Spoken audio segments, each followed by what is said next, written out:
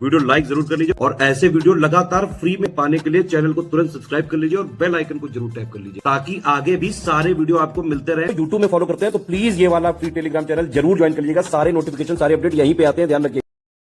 Government scheme का section हम लोग करेंगे। गवर्नमेंट स्कीम भी बहुत इंपॉर्टेंट होता है। इसमें पुरानी गवर्नमेंट स्कीम तो आते ही हैं, लेकिन करंट अफेयर से एसोसिएटेड गवर्नमेंट स्कीम भी आ जाती है कई बार। तो करंट अफेयर से संबंधित गवर्नमेंट स्कीम यहाँ पर पूरी कंप्लीट करेंगे हम लोग। दिसंबर से इसकी शुरुआत करते हैं। सबसे पहले जो कैंपेन यहाँ पर लॉन्च किया गया था, जल दिवाली, आवास और शहरी मामले के मंत्रालय के द्वारा, ये बहुत जरूरी ध्यान रखिएगा। किसी भी मंत्रालय के द्वारा कौन सी स्कीम आई है, कौन सी कैंपेन, कौन सा इनिशिएटिव शुरू किया गया है, बहुत जरूरी है। तो ministry of housing and urban affairs की तरफ से जल दिवाली, इसका उद्देश्य 550 से अधिक जल उपचार संयंत्रों का दौरा कराया जाएगा विमेन सेल्फ हेल्प ग्रुप्स को और उनको इसमें शामिल किया जाएगा।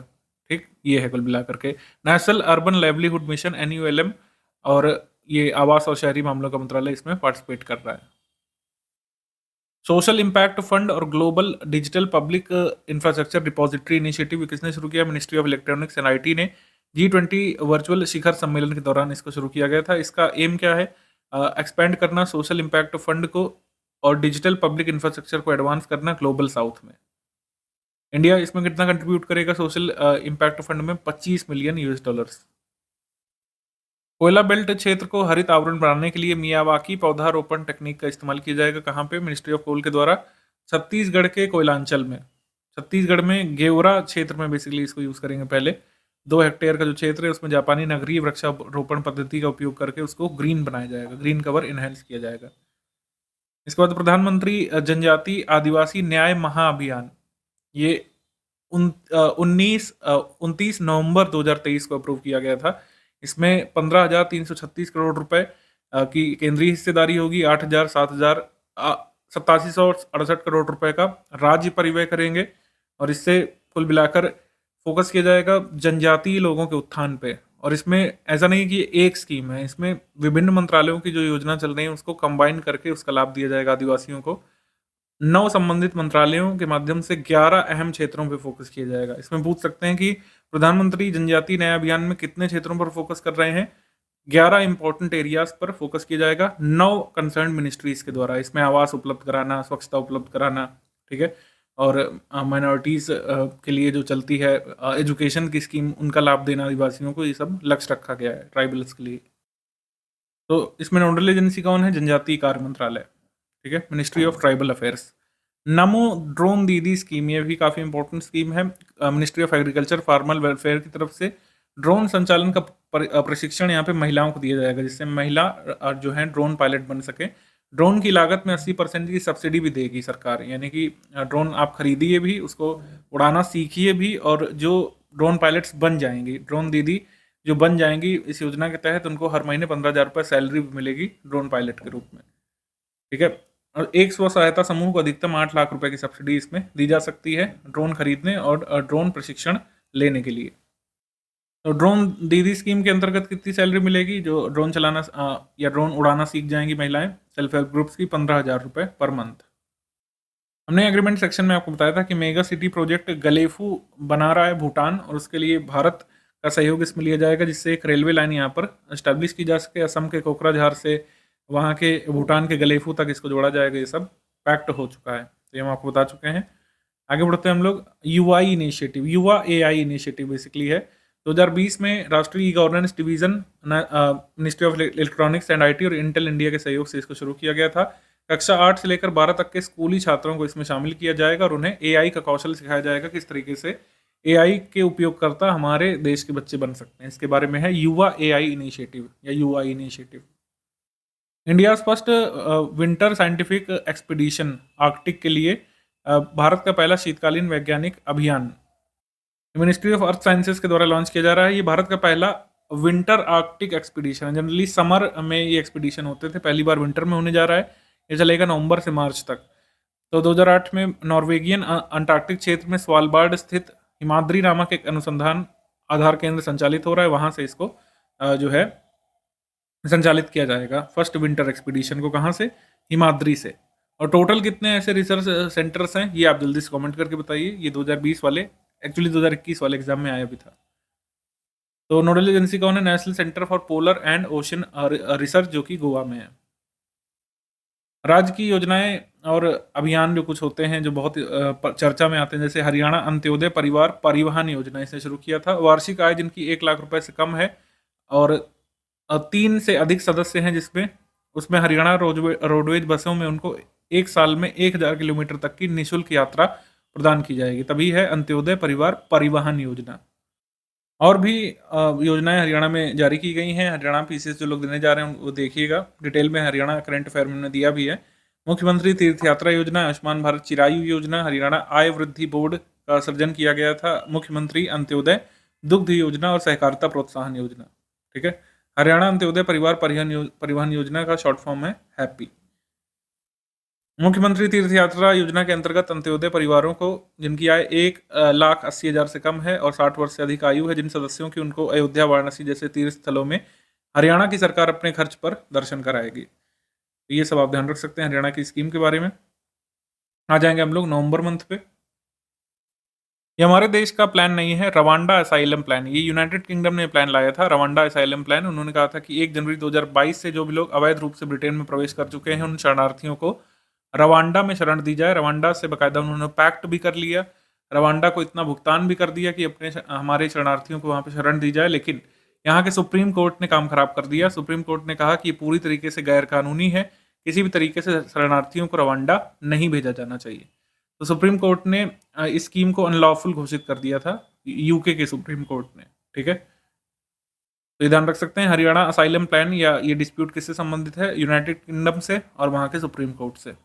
पीएम किसान भाई स्कीम, ये भी काफ़ी ज़रूरी है। नवंबर 2023 में पीएम किसान भाई पहल शुरू की गई है। वित्त वर्ष 2023-24 सहित 3 वर्षों के लिए लागू किया गया है।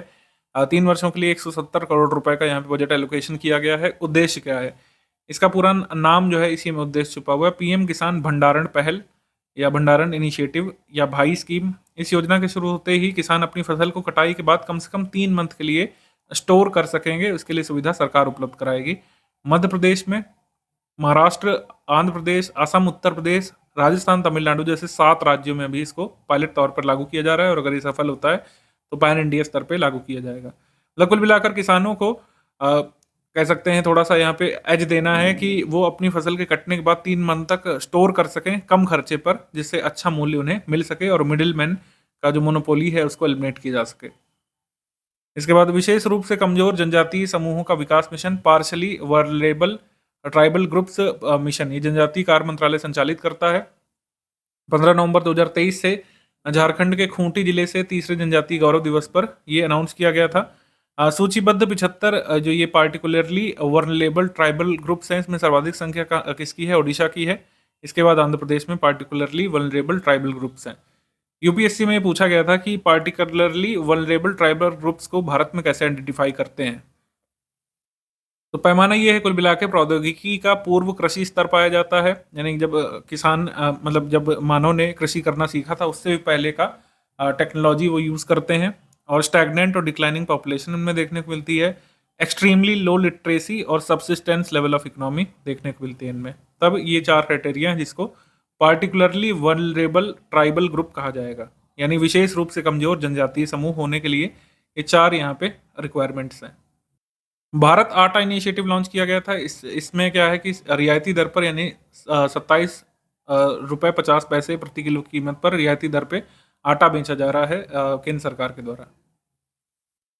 केंद्रीय उपभोक्ता मामले, खाद्य और सार्वजनिक वितरण मंत्रालय के द्वारा ये सेल किया जाता है।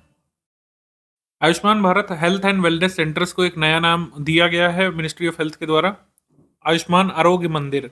आयुष्मान आरोग्य मंदिर कहा जाएगा Ayushman Bharat health and wellness centres को, और इनको एक नई टैगलाइन दी गई है, आरोग्यम परमम धनम।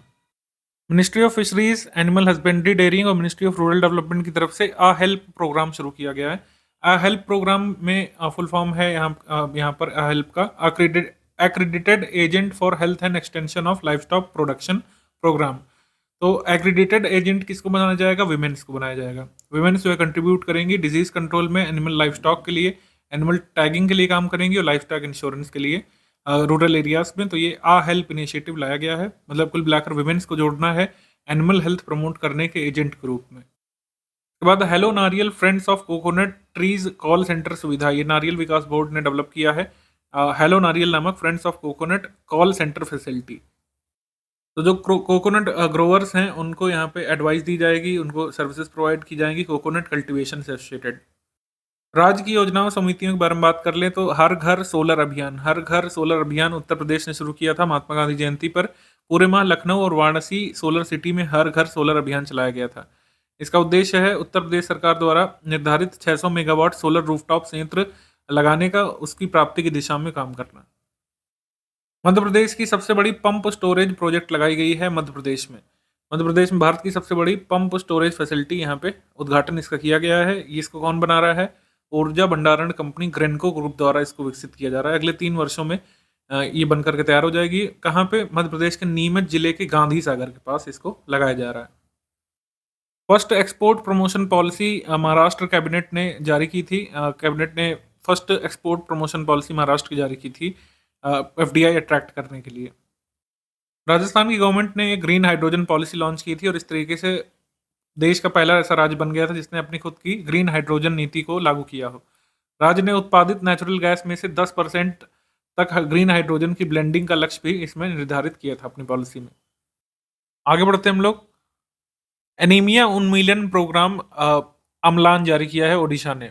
एनीमिया एरेडिकेशन प्रोग्राम अम्लान जारी किया गया है जिससे एनीमिया को एरेडिकेट किया जा सके विमेन और चिल्ड्रन में, जहाँ पर ज़्यादा प्रिवेलेंस एनीमिया की देखने को मिलती है।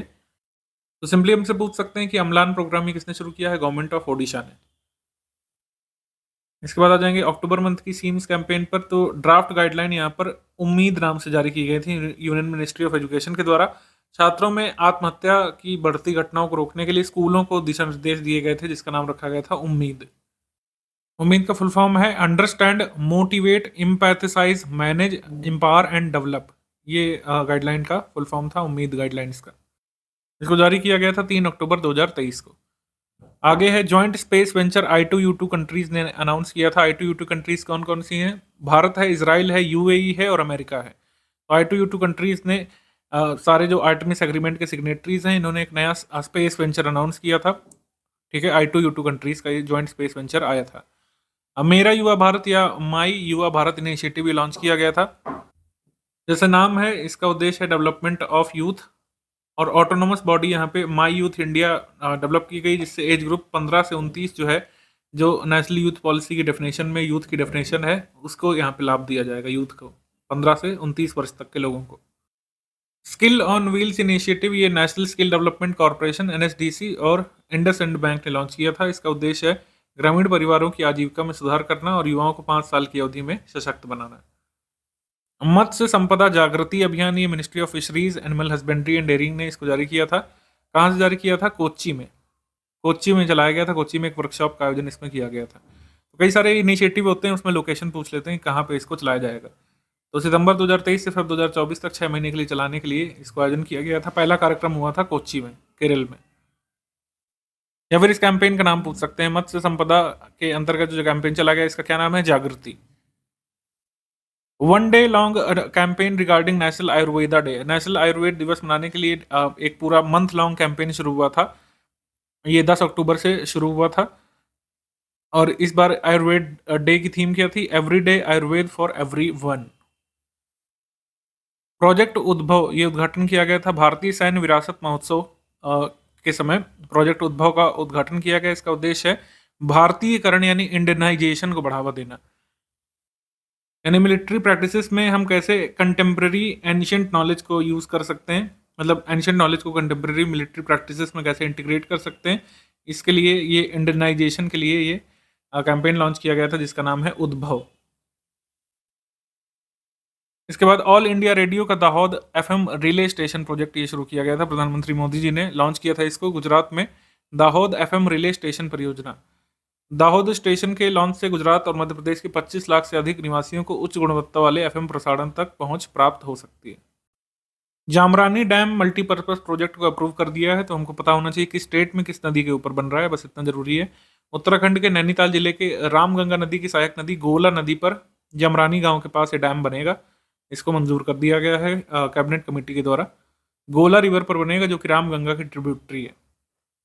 इसके बाद सघन इंद्रधनुष मिशन।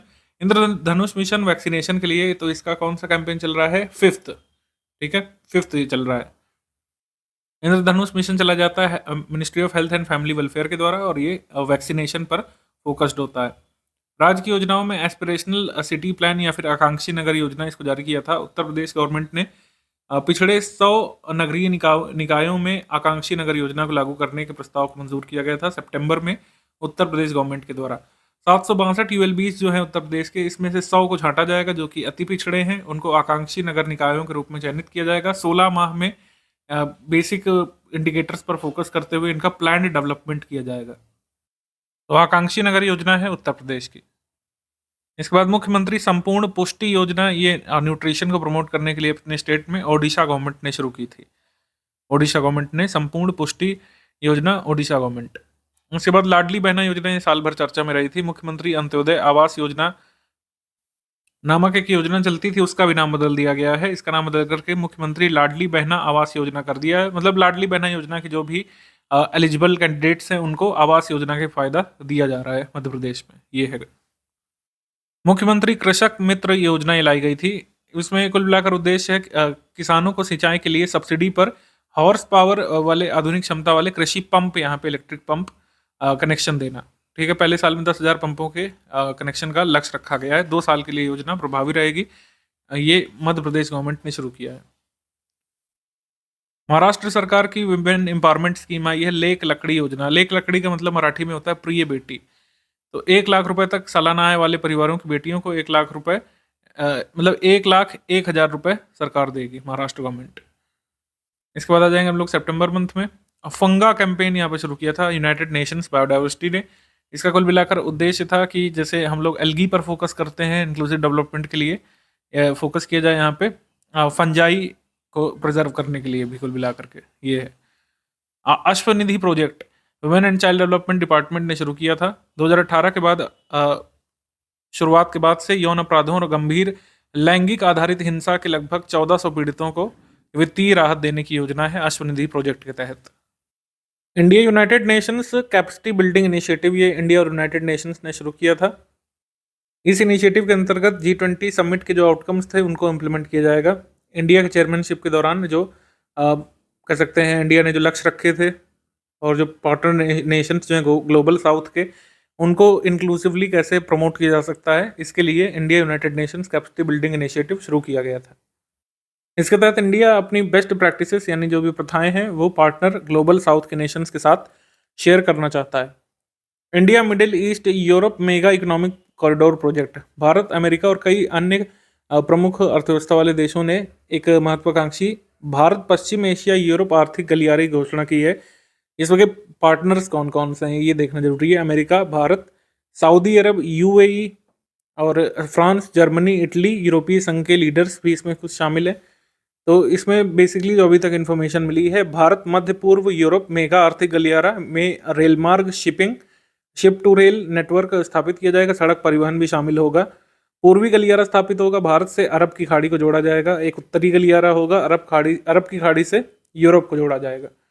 विद्युत केबल, हाइड्रोजन पाइपलाइन, एक हाई स्पीड डेटा केबल डालना भी इसमें शामिल है। तो इसके क्या क्या यहाँ पे जो मतलब कंपोनेंट्स हैं वो एक बार जरूर देखिएगा। ईस्टर्न कॉरिडोर है, एक नॉर्दर्न कॉरिडोर है और एक India middle east Europe mega corridor जो है पूरा, इन सबको मिला करके। तो India middle east mega economic corridor project में कौन कौन से नेशन शामिल हैं ये जरूर आप लोग देख लीजिएगा, क्योंकि इसमें ऐसे क्वेश्चन बना सकते हैं कौन कौन से इसके पार्ट नहीं बनेंगे countries. Universal pension scheme launch की गई थी गवर्नमेंट ऑफ बांग्लादेश के द्वारा। इसमें इन्होंने कहा है कि 18 वर्ष से अधिक आयु के नागरिकों को पेंशन कवरेज के तहत लाना है। PM विश्वकर्मा योजना, इसके बारे में अगर बात करूं तो मोस्ट एक्सपेक्टेड स्कीम पूरे स्कीम वाले वीडियो की यही है। इसके पूछे जाने की संभावना 90% से भी ऊपर है। तो PM Vishwakarma scheme ministry of MSME जो है इम्प्लीमेंट करेगा। ठीक है, ये पूरी बात सच नहीं है, ये कई जगह लिखा हुआ है, लेकिन पूरी बात ये है कि कई सारी मिनिस्ट्रीज कंजॉइंटली इसको इम्प्लीमेंट करेंगे। जैसे मिनिस्ट्री ऑफ MSME भी इसमें साथ है, ministry of skill development entrepreneurship भी इसमें साथ आएगी और department of financial services, ministry of finance government of India का, ये भी इसमें साथ देगा। ये पूरी तरीके से एक सेंट्रल सेक्टर स्कीम है। इसको लॉन्च किया गया है 17 सितंबर 2023 को, डेट भी इंपॉर्टेंट है, 17 सितंबर 2023 को लॉन्च किया गया सेंट्रल सेक्टर स्कीम है। सेंट्रल सेक्टर स्कीम है, इसका मतलब है कि 100% फंड इसमें किसके द्वारा दिया जा रहा है, गवर्नमेंट ऑफ इंडिया के द्वारा 13,000 करोड़ रुपए का इसमें आउटले रखा गया है।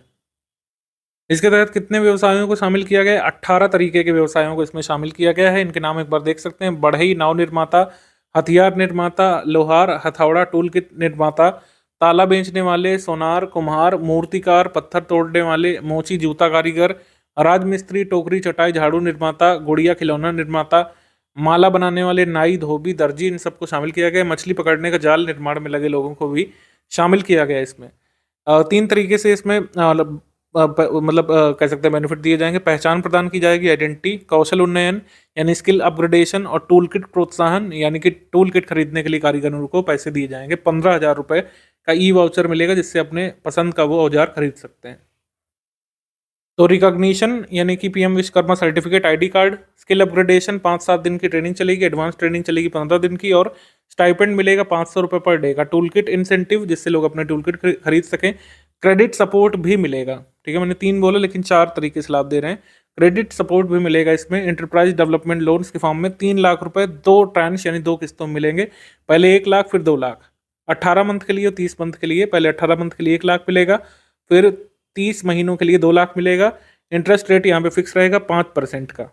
ठीक है, इसके साथ ही डिजिटल ट्रांजैक्शन करने के लिए भी इंसेंटिव दिया जा रहा है। अमाउंट ऑफ ₹1 पर digital transaction, up to maximum 100 transaction monthly, यानी कि जितने डिजिटल ट्रांजैक्शन कराएंगे ये लोग अपने सामान बेचने पर, तो हर ट्रांजैक्शन पर ₹1 का उनको लाभ मिलेगा, मतलब ₹100 अलग से मिलेंगे हर मंथ। ठीक है, डिजिटल पे आउट प्रमोट करने के लिए जितनी रिसीट वो दिखाएंगे। मार्केटिंग सपोर्ट भी मिलेगा।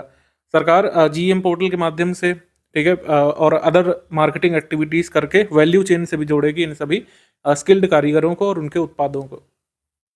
तो पीएम विश्वकर्मा स्कीम के बारे में जितना हमने बताया उतना यहाँ पे ध्यान रखिएगा। इसके अलावा आपसे कुछ नहीं पूछा जाएगा। ये बहुत इंपॉर्टेंट स्कीम है। आरओ में या यूपीपीएससी में एक में तो इसमें पूछे जाने की संभावना लगभग 100% है। राज्य की योजनाओं के बारे में देखें तो स्वच्छता ट्रेन इनिशिएटिव, ये अहमदाबाद नगर निगम ने शुरू किया था। स्वच्छता train initiative, Ahmedabad municipal corporation. Nandini कृषक समृद्धि योजना गवर्नमेंट ऑफ उत्तर प्रदेश ने लॉन्च किया था। इसका उद्देश्य है गौवंशीय पशुओं की नस्ल सुधार और दुग्ध उत्पादकता को बढ़ाना। नंद बाबा मिशन के तहत नंदनी कृषक समृद्धि योजना शुरू की गई है। उत्तर प्रदेश के 10 मंडलों में यानी 10 डिविजनल हेडक्वार्टर्स में इसको शुरू किया गया है। मतलब 10 डिविजनल हेडक्वार्टर वाली सिटीज में शुरू किया गया है इसको। आगे हम लोग बढ़ते हैं। सार्वभौमिक पेंशन योजना, ये झारखंड की गवर्नमेंट ने शुरू की थी।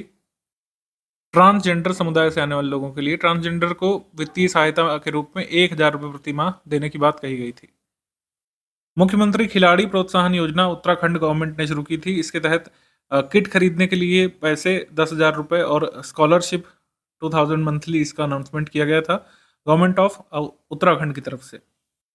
आयुष मेडिकल वीज़ा इनिशिएटिव की शुरुआत की थी मिनिस्ट्री ऑफ होम अफेयर्स ने। इसके तहत वीज़ा यहाँ पे प्रदान करने में प्राथमिकता देने की बात कही गई थी जो लोग भारत में इलाज कराने के लिए आना चाहते हैं। तो भारत का जो वीज़ा मैनुअल है 2019, उसमें विभिन्न चैप्टर में आवश्यक संशोधन किए गए हैं जिससे वीज़ा जो दिया जाए लोगों को मेडिकल टूरिज्म भारत में प्रमोट करने के लिए। जो लोग भी भारत आकर के भारत के हेल्थ केयर इंस्टीट्यूशंस में इलाज कराना चाहते हैं उनके लिए आयुष मेडिकल वीज़ा इनिशिएटिव शुरू किया गया था। प्रधानमंत्री ई बस सेवा, ये अनाउंस किया गया था अगस्त में। 10,000 इलेक्ट्रिक बसेस चलाने के लिए, शहरी इलेक्ट्रिक बसेस चलाने के लिए बात कही गई थी।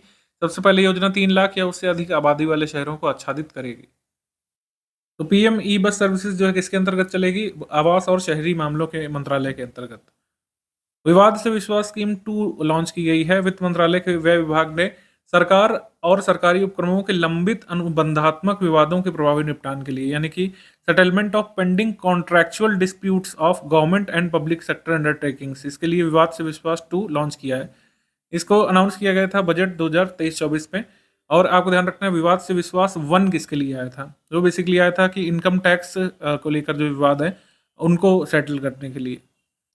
श्रीलंका ने अनाउंस किया था कि वो unique identification authority of India के आधार इनिशिएटिव की तर्ज पे एक यूनिक डिजिटल आइडेंटिटी प्रोजेक्ट शुरू करेंगे और इसमें भारत ने भी कहा था कि सहयोग किया जाएगा।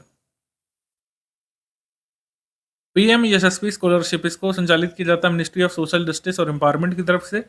इसमें एक चयन प्रक्रिया एक होती है, मतलब एसएसबी एंट्रेंस टेस्ट वाईईटी कंडक्ट किया जाता है एनटीए के द्वारा, और इसमें जो छात्र चयनित होते हैं उनको 75,000 रुपये पर एनएम का लाभ मिलता है। जो लोग 9वीं या 10वीं कक्षा में हैं, और 1.25 लाख रुपए का लाभ मिलता है जो लोग 11वीं और 12वीं कक्षा में हैं, उनकी ट्यूशन फी और हॉस्टल फी को कवर करने के लिए। लेकिन मतलब ये सबको नहीं मिल जाती है, इसमें केवल जो है ओबीसी, ईबीसी, गैर अधिसूचित खानाबदोश अर्धघुमंतु जनजातियों से संबंधित 9 और 11 में अध्ययनरत छात्र ही अप्लाई कर सकते हैं टेस्ट के लिए। Ministry of health and family welfare ने 100 माइक्रोसाइट प्रोजेक्ट लॉन्च किया था। माइक्रोसाइट बेसिकली क्या है? माइक्रोसाइट दूर दराज इलाकों में एक हेल्थ यूनिट बनाई जाएगी। मिजोरम अपनी राजधानी आइजोल में आयुष्मान भारत डिजिटल मिशन के अंतर्गत माइक्रोसाइट की शुरुआत करने वाला भारत का पहला राज्य बना था। तो इसमें मतलब सभी स्वास्थ्य सुविधाओं से less Ayushman Bharat digital mission सक्षम कुछ छोटे छोटे अस्पताल, क्लिनिक या प्रयोगशालाएं बनाई जाएंगी, उसी को यहाँ पे माइक्रोसाइट कहा जा रहा है। तो ऐसे 100 माइक्रोसाइट बनाए जाएंगे आयुष्मान भारत डिजिटल मिशन के अंतर्गत। अमृत भारत स्टेशन इनिशिएटिव के बारे में यूपीपीएससी 2023 के पेपर पूछा गया था, और वैसा ही एक और प्लान आया है। 508 रेलवे स्टेशन के पुनर्विकास का प्रोजेक्ट आया है। इसमें उत्तर प्रदेश के 55 स्टेशन को शामिल किया गया है, ध्यान रखिएगा। 55 फ्रॉम उत्तर प्रदेश, ये ध्यान रखिएगा। नॉर्थ इंडिया का first river rejuvenation project Devika, इसको कहाँ पे मतलब कहाँ पे लॉन्च किया गया है? जम्मू कश्मीर में। देविका जो है उधमपुर जम्मू कश्मीर में बहने वाली नदी है। इस नदी को गंगा की बड़ी बहन या अग्रजा के नाम से भी जाना जाता है। इस परियोजना पर कार्य मार्च 2019 में नदी संरक्षण आयोग के तहत शुरू किया गया था। फिर आगे हम लोग देखते हैं राज्य की योजनाएं समिति अभियान। तो one tap one tree initiative, ये यूपी पीएससी के पेपर में पूछी भी गई थी। One tap one tree initiative 1 जुलाई 2023 से शुरू हुई थी। इसमें क्या है कि जो भी जल कनेक्शन लेगा rural areas of Uttar Pradesh में, उसको एक फ्री सैपलिंग यानी कि मुफ्त पौधा भी दिया जाएगा लगाने के लिए। तो portable tap water rural areas में जो दिया जा रहा है, उसके साथ एक लगाने के लिए पौधा भी दिया जाना था, वही था one tap one tree initiative Uttar Pradesh का। उत्तर प्रदेश के मंत्रिमंडल ने Obra D thermal power plant को मंजूर कर दिया था। Obra D thermal power plant जो है ये कहाँ पे लगेगा? सोनभद्र डिस्ट्रिक्ट उत्तर प्रदेश में। कहाँ पे लगेगा? सोनभद्र डिस्ट्रिक्ट। और ये स्टेट का पहला उत्तर प्रदेश का ultra super critical thermal power plant होगा, सोनभद्र में लगने वाला है, ये ध्यान रखिएगा। उसके बाद अंत्योदय श्रमिक सुरक्षा योजना गुजरात सरकार ने लॉन्च की थी। गजकोथ अभियान को शुरू किया था असम गवर्नमेंट ने बढ़ते मानव हाथी संघर्ष को रोकने के लिए गजकोथा अभियान को चलाया था। भगवान बिरसा मुंडा रोड स्कीम ये महाराष्ट्र शुरू करेगा। इसमें बिरसा मुंडा पड़ते ही ये झारखंड पे नहीं पहुंच जाइएगा, महाराष्ट्र ने इसको शुरू किया है अपने आदिवासी इलाकों में ट्राइबल एरियाज को रोड से कनेक्ट करने के लिए, बेसिकली रोड कनेक्टिविटी प्रदान करने के लिए अपने महाराष्ट्र के 17 आदिवासी बहुल जिलों में महाराष्ट्र चलाएगा इसको। शुभ यात्रा इनिशिएटिव ये गवर्नमेंट ऑफ केरल ने शुरुआत की थी। इसका उद्देश्य है ऐसे नागरिकों को 2 लाख रुपए तक की संभावित वित्तीय सहायता प्रदान करना जो पहली बार विदेश जा करके काम की तलाश करना चाहते हैं। तो आपको बताया कि मिडिल ईस्ट काफ़ी सारे केरल के लोग जाते हैं, तो उन्हीं के लिए स्कीम आई है शुभ यात्रा योजना, जिसके तहत पहली बार अगर कोई काम ढूंढने के लिए जा रहा है तो उसको 2 लाख तक की वित्तीय सहायता केरल की सरकार प्रदान कर सके। नया सवेरा योजना 17 जुलाई 2007 को शुरू की गई थी। इसको फाइनली अब बंद कर दिया गया योजना को 2022-23 से, तो ये आप याद रख सकते हैं, ये योजना अब बंद कर दी गई है। बंद कर दी गई योजना भी आजकल पूछी जा रही है, तो इस वजह से हमने इसको लिया है। अल्पसंख्यक कार्य मंत्रालय की योजना थी, मुफ्त कोचिंग से संबंधित योजना। जैन, सिख, मुस्लिम, ईसाई, बौद्ध और पारसी कम्युनिटी से आने वाले छात्रों को ये लाभ मिलता था। इसका 17 जुलाई 2007 को आई थी, अब ये बंद कर दी गई है। इसके बाद हम आ जाते हैं जुलाई मंथ पे। जुलाई मंथ में मेरा गांव मेरी धरोहर इनिशिएटिव मिनिस्ट्री ऑफ कल्चर का इनिशिएटिव था। 28 राज्य और 28 राज्य केंद्र शासित प्रदेशों में फैले 6.5 लाख गांवों का सांस्कृतिक मानचित्रण करना इसका उद्देश्य था। आपके एग्जाम में यही पूछेंगे इसका उद्देश्य क्या है।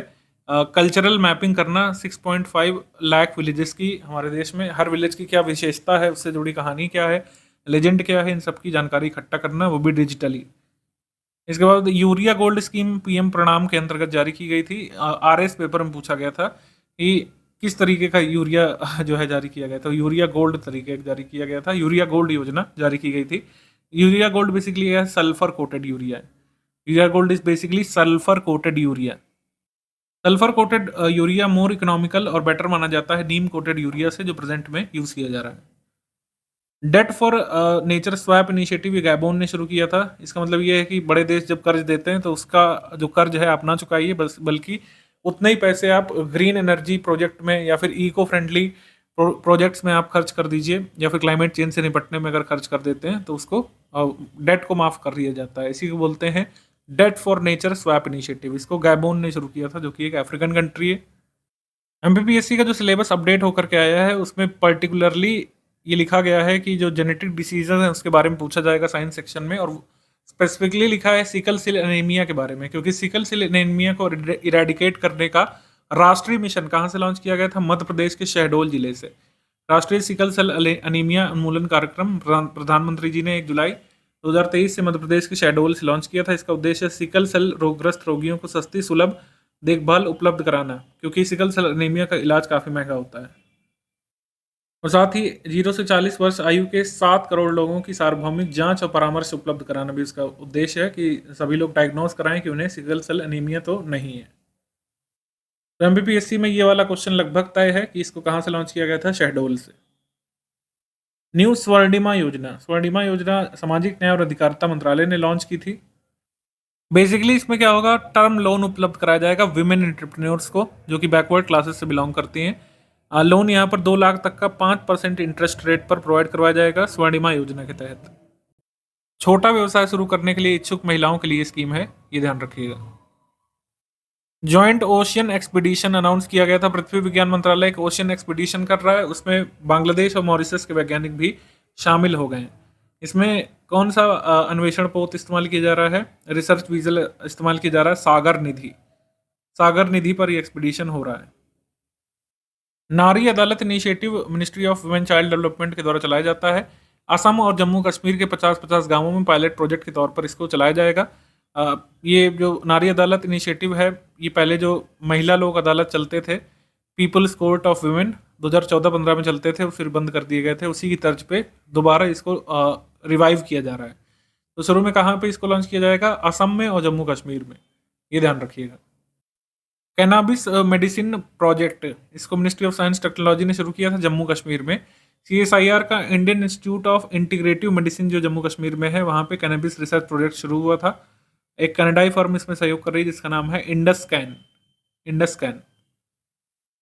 राज्य की योजनाओं में जेंडर इंक्लूसिव टूरिज्म पॉलिसी आई नामक आई थी। आई का मतलब मराठी में क्या होता है? माँ या मदर। इसको directorate of tourism Maharashtra government ने शुरू किया था। जून मंथ पे आ जाते हैं। एनटीपीसी का पहला रूफटॉप सोलर पावर प्रोजेक्ट, ये कहाँ पे इन्होंने लगाया था? एनटीपीसी का पहला रूफटॉप सोलर पावर प्रोजेक्ट लगाया गया था आईआईटी जोधपुर में। प्रोजेक्ट कुबेर ये भारतीय स्टेट बैंक ने शुरू किया था। इसका उद्देश्य है जो वेरियस नीड्स हैं कस्टमर्स की, उसको पूरा करना। तो अपने कस्टमर्स के लिए ये चलाया था project Kuber, state bank of India ने। फर्स्ट एग्री SEZ प्रोजेक्ट शुरू किया था मिनिस्ट्री ऑफ एजुकेशन ने, लेकिन भारत में नहीं, गैबोन में शुरू किया था। ठीक है, दिल्ली से गैबोन की पहली कृषि SEZ परियोजना को हरी झंडी दिखाई गई थी। ओडिशा के गजपति एस्पिरेशनल डिस्ट्रिक्ट के 30 किसान और 20 छात्र तकनीकी सहायता के लिए गैबोन जाएंगे। एक आउटरीच प्रोग्राम शुरू किया था इंडियन नेवी ने लद्दाख में, जिसका नाम था जुले लद्दाख। जुले लद्दाख का वहाँ पे मतलब होता है हेलो लद्दाख। तो ये पूछेंगे किसने शुरू किया? इंडियन नेवी ने शुरू किया था लद्दाख में, Julley Ladakh. World's largest grain storage capacity programme शुरू कर दिया गया, अनाउंस कर दिया गया 31 मई से। इसका उद्देश्य है कि हमारी जो भारत में खाद्यान्न भंडारण क्षमता है, स्टोरेज कैपेसिटी, इसको 700 लाख टन तक बढ़ाना है। ठीक है। Under sea cable connection project Japan, Australia और अमेरिका ने मिलकर के शुरू किया था। नौरू आइलैंड के पोपेई में मैक्रोनेशिया में केबल लैंडिंग बिंदु को यहाँ पे जोड़ना था। किरिबाटी में तरावा है, नौरू है, इन सबको इसमें जोड़ा जाना था, जो पैसिफिक आइलैंड्स हैं। यूनाइटेड नेशंस का एक्सेलरेटर प्रोग्राम चलता है, इसमें इन्होंने एक केरल के स्टार्टअप को शामिल किया है जिसका नाम है फार्मर्स फ्रेश जोन। बस इतना ध्यान रखिएगा। वैसे भी न्यूज़ ज़्यादा पुरानी हो चुकी है, तो बस इतना ही पूछ सकते हैं आपसे। Mission on advanced and high impact research, ministry of power और ministry of new and renewable energy ने शुरू किया था। इस मिशन का ड्यूरेशन है 2023-24 से 2027-28 तक। उद्देश्य है इमर्जिंग टेक्नोलॉजीज जो है पावर सेक्टर की, जो इंडिजिनस रिसर्च चल रहा है उसको प्रमोट कर रहा है, और इनोवेशन जो भारत में किया जा सकता है उसको प्रमोट करने के लिए ये 5 साल की अवधि के लिए ये मिशन शुरू किया गया है। तो कौन कौन इसके भागीदार है? मिनिस्ट्री ऑफ पावर और ministry of new and renewable energy. Innovation, integration और 2.0 सिटीज प्रोग्राम 2023 से 2027 की अवधि के लिए ministry of housing and urban affairs ने शुरू किया है। तो सिटीज प्रोग्राम कितने साल के लिए है? 4 साल के लिए, 2023 से 2027 तक। कितने स्मार्ट सिटीज को इसमें आच्छादित किया जाएगा? 18 स्मार्ट सिटीज को। बस इतना ध्यान रखना हमारे लिए काफी है। India Myanmar Thailand trilateral highway project, IMT highway project, ये अंडर कंस्ट्रक्शन है। ये इंडिया के मोरेह मणिपुर को थाईलैंड के माए सोत से जोड़ेगा म्यांमार होते हुए। तो ये ट्राइलेटरल प्रोजेक्ट है। इसका ये एम है कि कोलकाता को बैंकॉक से म्यांमार होते हुए कनेक्ट किया जाए। कैनाबिस प्रोजेक्ट के बारे में हम देख ही चुके हैं। अमृत सृजन अभियान ये ministry of women child development ने शुरू किया था। युवाओं की आकांक्षाओं को प्रेरित करना उसका उद्देश्य था। ज़्यादा कुछ करना नहीं था, मतलब रील बना के डालना था लोगों को फेसबुक पे, इंस्टा पे। तो ये था कुल मिला करके। वो क्या करना चाहते हैं, अपने आप को अभिव्यक्त करें, ये सब था इसमें कुल मिला करके। इसके बाद mission on advanced and high impact research, माहिर, ये शुरू किया था। माहिर प्रोग्राम मिनिस्ट्री ऑफ पावर और ministry of new and renewable energy ने 23-24 से 2027-28 तक। मतलब वही हाई इम्पैक्ट रिसर्च के बारे में जो हमने बात की, उसी का शॉर्ट फॉर्म है माहिर, MAHIR। साहस इनिशिएटिव लॉन्च किया था गवर्नमेंट ऑफ तेलंगाना ने। इसका उद्देश्य है स्ट्रेंथन करना ऐसे इकोसिस्टम जिससे वुमेन जो सेक्सुअल हैरेसमेंट वर्क प्लेस में फेस करती हैं उसको रोका जा सके। शक्ति स्कीम गवर्नमेंट ऑफ कर्नाटका ने शुरू की थी, जो नवनिर्वाचित गवर्नमेंट आई थी कर्नाटक में। उन्होंने महिलाओं ट्रांसजेंडर व्यक्तियों के लिए जो कि कर्नाटक के मूल निवासी हैं उनके लिए मुफ्त बस यात्रा जारी की थी स्मार्ट कार्ड के रूप में। 3 महीने बाद मतलब स्मार्ट कार्ड मिल जाने वाले थे, इससे मुफ्त में महिलाओं ट्रांसजेंडर कर्नाटक की बसों में मतलब जो सरकारी बस चलती हैं उसमें फ्री में यात्रा कर सकते थे। गृह ज्योति योजना गवर्नमेंट ऑफ कर्नाटक की है। इसमें उन्होंने शुरू किया था मुफ्त बिजली का बिल, जो उन्होंने प्रॉमिस किया था इलेक्शन कैंपेन से पहले। गृह ज्योति के तहत मुफ्त बिजली बिल, मतलब if a person uses up to 200 units उसको बिजली का बिल नहीं देना पड़ेगा। 200 यूनिट तक बिजली माफ की गई थी गृह ज्योति इनिशिएटिव में कर्नाटक में। Asia's biggest and historic cluster development plan, ये ठाणे में शुरू करने वाला था महाराष्ट्र गवर्नमेंट। ये आया था कि एशिया का सबसे बड़ा ambitious historic cluster development plan होगा, ये ठाणे में शुरू किया गया था। मोघरा इनिशिएटिव, जहाँ पे मो शब्द लग जाता है वो हमको थोड़ा पहचानने में आसान हो जाता है कि वो गवर्नमेंट ऑफ ओडिशा का इनिशिएटिव है। इसका उद्देश्य है ओडिशा ग्रामीण परिवारों को उनकी आवास आकांक्षाओं को साकार करने के लिए वित्तीय सहायता प्रदान करना। नमो शेतकारी महासम्मान निधि योजना ये महाराष्ट्र सरकार ने शुरू की थी। इसके तहत महाराष्ट्र के किसानों को 6,000 रुपये एक्स्ट्रा मिलने वाले थे, जो एडिशनली उनको मिलने वाले थे प्रधानमंत्री किसान सम्मान निधि के अलावा। मतलब प्रधानमंत्री किसान सम्मान निधि से कितना मिलता है? 6,000 इसमें ऐड करके महाराष्ट्र सरकार ने देने के लिए कहा था। ये है नमो शेतकारी महासम्मान निधि स्कीम। पॉलिटेक्निक चलो अभियान, ये उत्तर प्रदेश सरकार ने चलाया था कि पॉलिटेक्निक कोर्सेज में जो इंटरेस्ट नहीं ले रहे हैं छात्र, उनको मोटिवेट किया जाए पॉलिटेक्निक करने के लिए। मई मंथ में आ जाते हैं तो अंतरिक्ष विज्ञान और प्रौद्योगिकी जागरूकता प्रशिक्षण स्टार्ट मिशन शुरू किया गया था इसरो के द्वारा। तो इसमें ग्रेजुएट छात्र जो होते हैं या जो अंतिम वर्ष में होते हैं ग्रेजुएशन फाइनल ईयर में, उनको अंतरिक्ष विज्ञान और प्रौद्योगिकी से संबंधित अवेयरनेस ट्रेनिंग दी जाती है। इसी को बोलते हैं स्टार्ट मिशन। तो स्टार्ट मिशन किसका है? इसरो का है।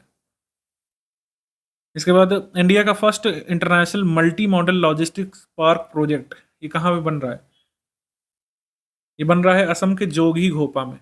First international multi modal logistic park ये कहाँ पे बन रहा है? असम के जोगीघोपा में। भारतमाला परियोजना के तहत इसको बनाया जा रहा है। इस पार्क में सड़क, रेल, वायु और जलमार्ग सभी चीज़ें उपलब्ध होंगी जब ये इनॉग्रेट हो जाएगा। पोषण भी, पढ़ाई भी initiative ministry of women child development का है। जैसा कि नाम से पता चल रहा है, इसमें पोषण पर भी ध्यान देना है, पढ़ाई पर भी ध्यान देना है। इसके बाद ऑपरेशन करुणा जब चक्रवात मोचा आया था तो म्यांमार में सहायता ऑपरेशन भेजा था भारत ने, ऑपरेशन करुणा में राहत सामग्री लेकर के कौन से जहाज गए थे? INS Shivalik, INS कोमोर्ता, INS Savitri, Yangon बंदरगाह पहुंचे थे। सक्षम पोर्टल, सतत स्वास्थ्य प्रबंधन के लिए उन्नत ज्ञान को बढ़ावा देने के लिए भारत सरकार के स्वास्थ्य परिवार कल्याण मंत्रालय ने एक सक्षम पोर्टल लॉन्च किया है। ठीक है। महिला सम्मान बचत योजना मिनिस्ट्री ऑफ फाइनेंस ने शुरू किया है। केवल 2 साल के लिए वैध है। महिलाओं को अपनी सेविंग्स पर 7.5% का ब्याज दिया जाएगा। योजना को कब शुरू किया गया था? 1 अप्रैल 2023 से। ब्याज का जो परसेंटेज है 7.5% 2 साल के लिए ये स्कीम, मतलब ये डिपॉजिट किया जाएगा पैसा, ये ध्यान रखिएगा। 50 स्टार्टअप एक्सचेंज प्रोग्राम भारत ने स्टार्टअप एक्सचेंज किसके साथ किया था? बांग्लादेश के साथ। बस इतना जरूरी है। 50 स्टार्टअप हमारे वहाँ जाएंगे, वहाँ के स्टार्टअप यहाँ आएंगे और आपस में सीखेंगे। ये है 50 startup exchange. Production linked incentive scheme 2.0 launch की गई थी। इसमें 14 सेक्टरों को अब तक शामिल किया जा चुका है, ध्यान रखिएगा 14 सेक्टर। पीएलआई योजना की घोषणा पहली बार मार्च 2020 में की गई थी। बजट 2021-22 में पहली बार पीएलआई योजना के लिए डिटेल्ड बजट यहाँ पे आया था, ये ध्यान रखेंगे। और इस साल कितना आया बजट? 17,000 करोड़ रुपए। विवाद से विश्वास स्कीम हमने बताया, ये 1 वाली किस लिए आई थी? इनकम टैक्स में जो कह सकते हैं लोगों का सेटलमेंट बाकी है, उसको पॉजिटिवली सेटल करने के लिए। स्वामी इन्वेस्टमेंट फंड, ये सरकार द्वारा समर्थित फंड है जिसे 2019 में लॉन्च किया गया था। इसका प्रबंधन भारतीय स्टेट बैंक समूह के भीतर एक कंपनी एसबीआई कैप वेंचर्स द्वारा किया जाता है। इसमें 50 अरब रुपए की वृद्धि की गई थी। इसका उद्देश्य क्या है? रुकी हुई आवास परियोजनाओं को पूरा करने के लिए वित्तीय सहायता प्रदान करना, रियल एस्टेट क्षेत्र में तरलता प्राप्त करने में आने वाली चुनौतियों से निपटना और सीमेंट और स्टील जैसे सामानों के लिए पैसों का योगदान करना। थैलेसीमिया बाल सेवा योजना फेज 3, इसमें समर्थन कौन दे रहा है? कोल इंडिया लिमिटेड अपने सीएसआर फंड के तहत इसको फंड कर रहा है। थैलेसीमिया बाल सेवा योजना।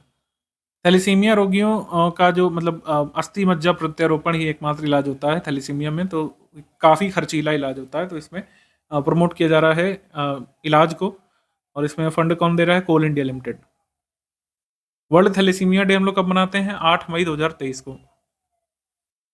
सागर परिक्रमा इनिशिएटिव किसका है? Ministry of fisheries animal husbandry trading का। इसका उद्देश्य है जो जितने भी मत्स्य उद्योग से जुड़े मछुआरे और अन्य हितधारक हैं उनकी आर्थिक उन्नति के लिए प्रयास करना, उनकी समस्याओं को हल करने की कोशिश करना। जगह जगह पे यहाँ पे कार्यक्रम लगाए जाते हैं, उनकी समस्याओं को सुना जाता है।